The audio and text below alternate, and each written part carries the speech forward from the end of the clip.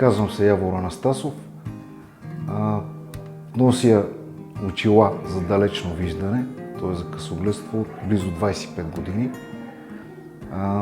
В рамките на 2-3 месеца,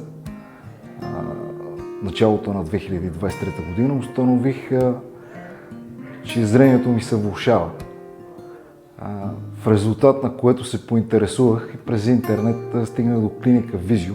Явор дойде на преглед с оплакване от замъглено зрение.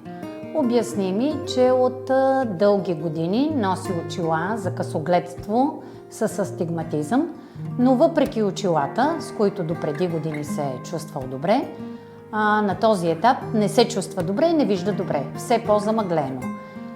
След преглед установихме, че има катаракта и тъй като Явор е млад човек в активна възраст, е добре да обсъдим каква леща е най-подходяща за него и решихме да му предложим премиум леща. От около година и половина в България имаме възможност да работим с една доста иновативна вътреочна леща, наречена VVT на фирма Ocon. С опита, който сме натрупали до този момент в медицински център Визио, може да кажем, че пациентите са изключително доволни от работата на този имплант.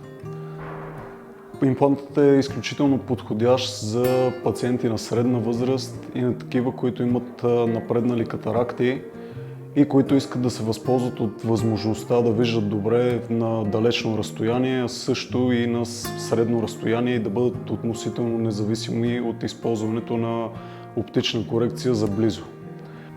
Разминаването в зрението на дясното и лявото, което беше с 2,5 диоптера късогледство, породи необходимостта да бъде оперирано и то в рамките на разлика 11 дни. Проведохме операции на лявото око и резултатът е супер, много добър.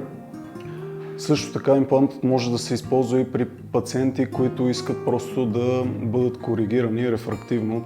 Методът се нарича Clear Lens Exchange, при който се премахва чистата биологична вътреочна леща на пациента и се заменя с изкуствен имплант.